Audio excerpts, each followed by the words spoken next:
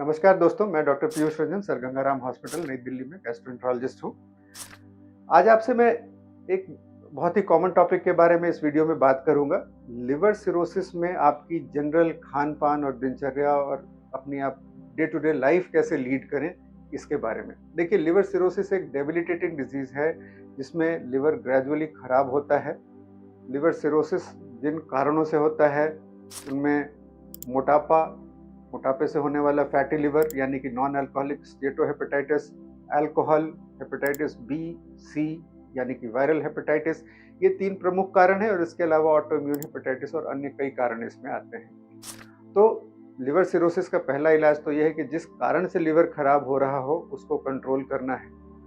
जब advanced liver failure होता है तो जो कॉम्प्लिकेशंस आती हैं, पेट में पानी भरना, पेट में पानी भरने को असाइटिस कहते हैं, इसका मेडिकल टर्म असाइटिस है, हीमेटोमेसिस यानी कि खून की उल्टी आना और बेहोशी की हालत होना यानी कि एन्सेफेलोपैथी और जॉन्डिस और कोएगुलोपैथी, ये लिवर फेलियर के सिम्टम्स होते हैं। तो इस बीच में जनरली हमारा खान पान कैसा होना चाहिए, हमारी डाइट कैसी होनी चाहिए और हमारा न्यूट्रिशन कैसा होना चाहिए और हम अपनी day to day activities, exercise, अपना काम जो आप करते हैं वो कर सकते हैं या नहीं कर सकते, इसके बारे में बहुत ही जनरल इन्फॉर्मेशन है जो कि बहुत ही यूज़फुल होती है कई बार लिवर को ठीक करने में। देखिए, सबसे पहले तो ये जो मिथ होता है, एक मिसनोमर है कि अगर हमें लिवर की बीमारी है तो हमें कुछ भी नहीं खाना है, हमें उबला हुआ खाना खाना है। ये बिल्कुल ही गलत है। अगर लिवर की बीमारी है तो नॉर्मल कैलोरी, हम कहते हैं आप 30 to 35 कैलोरी पर किलोग्राम कंज्यूम कीजिए, यानी कि अगर आपका वजन 60 किलो है तो आप करीब 2000 कैलोरीज, 2000 किलो कैलोरीज के आसपास आपको टोटल डाइट की न्यूट्रिशन लेनी चाहिए। अब ये न्यूट्रिशन होना कैसा चाहिए? प्रोटीन इंटेक इसमें ज़्यादा होना चाहिए, यानी कि प्रोटीन इंटेक हम कहते हैं कि आप लगभग 1.5 मिलीग्राम पर किलोग्राम, यानी कि अगर आपका वजन 60 किलो है तो लगभग 90 ग्राम प्रोटीन हर रोज़ आपको लेना चाहिए। ये प्रोटीन इंटेक एक बहुत बड़ी समस्या है क्योंकि जनरली हम सोचते हैं कि हम प्रोटीन को रेस्ट्रिक्ट करें। प्रोटीन को रेस्ट्रिक्ट करें यानी कि प्रोटीन का सबसे अच्छा सोर्स अगर हम देखें तो वेजिटेरियन लोगों के लिए पल्सेस यानी कि दालें, पनीर, सोयाबीन, राजमा, ये अच्छे सोर्सेज हैं जो प्रोटीन प्रोवाइड करते हैं। नॉन वेजिटेरियन सोर्सेज जो होते हैं, एग, फिश, चिकन, ये प्रोटीन का बहुत ही अच्छा सोर्स हैं और लोग जनरली ऐसी चीज़ों में, लिवर डिजीज़ में, ये समझते हैं कि हमें ये चीज़ें नहीं खानी है, जबकि फैक्ट इसका उल्टा होता है। कई मेडिकल प्रैक्टिशनर्स में भी ये भ्रांति होती है कि अगर पेशेंट को बेहोशी की हालत आ रही हो तो हम उसका प्रोटीन को रेस्ट्रिक्ट करें। ये एक पुरानी मान्यता थी, बट अब ये माना जाता है कि प्रोटीन बिल्कुल भी रेस्ट्रिक्ट नहीं करना चाहिए और प्रोटीन बिल्कुल नॉर्मल अमाउंट पे लेना चाहिए।